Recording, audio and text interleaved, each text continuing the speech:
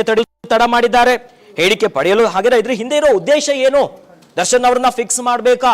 ಯಾಕಂದ್ರೆ ಈ ಒಂದು ಇವರ ವಾದದ ಮುಂದೆ ಮೊನ್ನೆಯ ವಾದ ಕೂಡ ನೆನಪಾಗತ್ತೆ.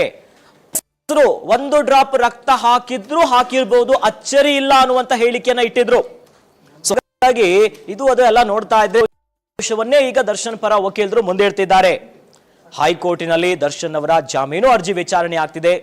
ದರ್ಶನ್ ಸೇರಿ 6 ಜನ ಆರೋಪಿಗಳ ಜಾಮೀನು ಅರ್ಜಿಯ ವಿಚಾರಣೆ ನಡೀತಾ ಇದೆ ಹೈಕೋರ್ಟ್ನಲ್ಲಿ. ದರ್ಶನ್ ಪರ ವಕೀಲರಾಗಿರುವಂತಹ ಸಿ.ವಿ. ನಾಗೇಶ್ವರ್ ಅವರು ಪ್ರಬಲವಾಗಿ ವಾದವನ್ನ ಮುಂದುವರಿಸುತ್ತಿದ್ದಾರೆ. ಸಾಕ್ಷಿಗಳ ವಿಚಾರವನ್ನ ಮುಂದಿಟ್ಟಿದ್ದಾರೆ, ಪ್ರತ್ಯಕ್ಷದರ್ಶಿಯ ವಿಚಾರವನ್ನ ತೆಗೆದಿದ್ದಾರೆ. ಇವೆಲ್ಲವನ್ನು ಇಟ್ಟು ಅಡಿಷನಲ್ ಆಗಿ ಹೆಚ್ಚುವರಿಯಾಗಿ 1300 ಪುಟಗಳ ಏನ್ ಚಾರ್ಜ್ ಶೀಟ್ ಇದೆಯಲ್ಲ, ಇದರ ತನಿಖೆನೇ ಕರೆಕ್ಟ್ ಆಗಿಲ್ಲ, ಏನೂ ಇಲ್ಲ ಅನ್ನುವಂಥದ್ದನ್ನು ಕೂಡ ಜಡ್ಜ್ ಮುಂದೆ ಇಟ್ಟಿದ್ದಾರೆ. ತನಿಖಾ ಅಧಿಕಾರಿಗಳು ಹೇಗೆ ಫ್ಯಾಬ್ರಿಕೇಟ್ ಮಾಡಿದ್ದಾರೆ ಹೇಳ್ತೀನಿ ಅಂತ ಕೋರ್ಟಿನಲ್ಲಿ ದರ್ಶನ್ ಪರ ವಕೀಲರು ಎಲ್ಲವನ್ನ ಜಡ್ಜ್ ಮುಂದೆ ಇಟ್ಟಿದ್ದಾರೆ. ಏಕಸದಸ್ಯ ಪೀಠದ ಮುಂದೆ ಪ್ರತಿಯೊಂದನ್ನು ಕೂಡ ತೆರೆದಿಟ್ಟು ಕಂಪ್ಲೀಟ್ ಲಾ ಪಾಯಿಂಟ್ಗಳು ಕೋರ್ಟ್ನಲ್ಲಿ ನಡೀತಾ ಇದೆ. ಪ್ರತ್ಯಕ್ಷದರ್ಶಿ ಕಿರಣ್ ಹೇಳಿಕೆ ಸಿ.ವಿ. ನಾಗೇಶ್ವರ್ ವಾದ ಮಾಡ್ತಾರೆ. ಅದಾದ್ಮೇಲೆ ಈ ಪ್ರಕರಣದ 77ನೇ ಆರೋಪಿಯನ್ನ ಮುಂದಿಟ್ಟು ಆ ವಿಚಾರವನ್ನ ಮುಂದಿಡ್ತಾರೆ.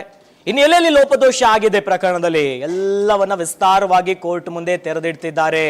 ಒಟ್ಟಲ್ಲಿ ದರ್ಶನ್ ಅವರಿಗೆ ಬೇಲ್ ಸಿಗಬೇಕೆನ್ನುವಂತ ನಿಟ್ಟಿನಲ್ಲಿ ಏನೇನು ಲಾ ಪಾಯಿಂಟ್ಗಳಿದೆ, ಎಲ್ಲೆಲ್ಲಿ ಯಾವ್ಯಾವ ವಿಚಾರಗಳು ಎಡವಟ್ಟಾಗಿದೆ, ಎಲ್ಲವರ ಮೂಲಕವಾಗಿ ದರ್ಶನ್ ಪರ ವಕೀಲರು ಜಾಮೀನಿಗಾಗಿ ವಾದವನ್ನ ಮಾಡ್ತಿದ್ದಾರೆ. ಇನ್ನು SPP ಯಾವ ರೀತಿಯಾಗಿ ಇದಕ್ಕೆ ಕೌಂಟರ್ ಕೊಡ್ತಾರೆ ಅನ್ನೋದನ್ನ ನೋಡಬೇಕು.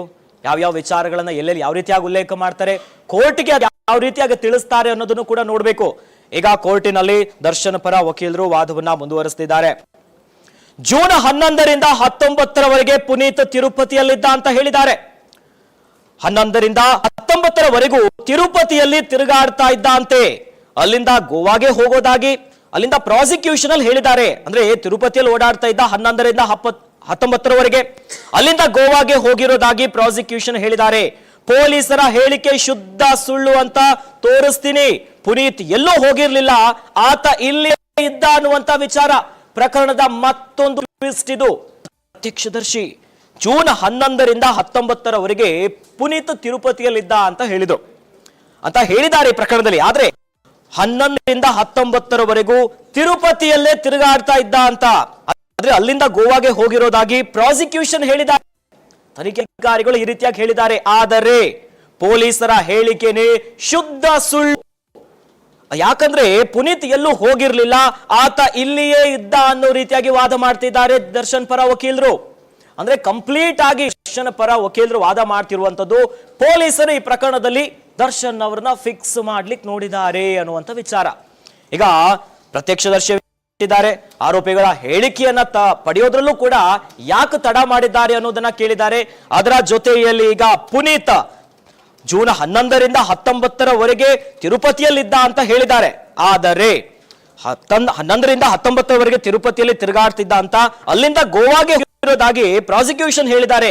ಈ ಪೊಲೀಸರ ಹೇಳಿಕೆನೇ ಶುದ್ಧ ಸುಳ್ಳು, ಆತ ಎಲ್ಲೂ ಹೋಗಿಲ್ಲ, ಇಲ್ಲೇ ಇದ್ದಾನೆ, ತೋರಿಸ್ತೀನಿ ಅಂತ ಇವಾಗ ದರ್ಶನ್ ಪರ ವಕೀಲರು ಹೇಳ್ತಿದ್ದಾರೆ, ವಾದವನ್ನ ಮಾಡ್ತಿದ್ದಾರೆ. ಅಂದ್ರೆ ಮತ್ತೊಂದಿಷ್ಟು ಟ್ವಿಸ್ಟ್ ಸಿಗ್ತಾ ಇದೆ ದರ್ಶನ್ ಈ ಕೇಸ್ನಲ್ಲಿ.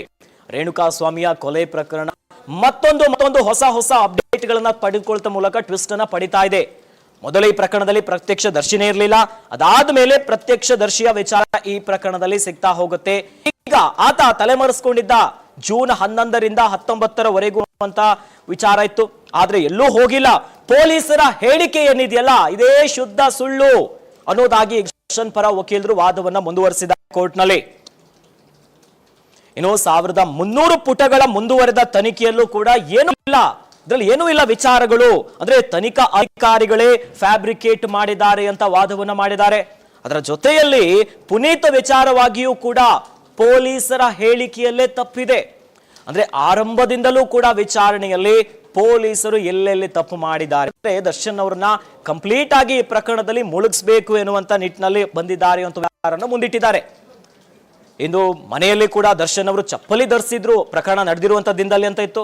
ಅದಾದ ಮೇಲೆ ಪ್ರಕರಣದಲ್ಲಿ ಪೊಲೀಸರು ವಶಪಡಿಸಿಕೊಂಡಿರೋದು ಶೂ ಅಲ್ಲಿ ರಕ್ತದ ಕಲೆ ಇತ್ತು ಅಂತಾರೆ, ಆಮೇಲೆ ರಕ್ತದ ಕಲೆ ಇಲ್ಲ. ಅಂದ್ರೆ ಕಂಪ್ಲೀಟ್ ಆಗಿ ಇಡೀ ಒಂದು ತನಿಖೆಯ ಹಂತವೇ ಕಂಪ್ಲೀಟ್ ಆಗಿ ಲೋಪದೋಷ ಇದೆ, ತನಿಖೆ ಸರಿಯಾಗಿ ಆಗಿಲ್ಲ. ಅಂದ್ರೆ ದರ್ಶನ್ ಅವರನ್ನ ಸಿಲುಕಿಸುವಂತ ಪ್ರಯತ್ನ ಇಲ್ಲ ಆಗಿದೆ ಅನ್ನುವಂತ ವಿಚಾರ ಗಮನಿಸಬಹುದು. ದರ್ಶನ್ ಪರ ವಕೀಲರು ಸಿ ವಿ ನಾಗೇಶ್ವರರು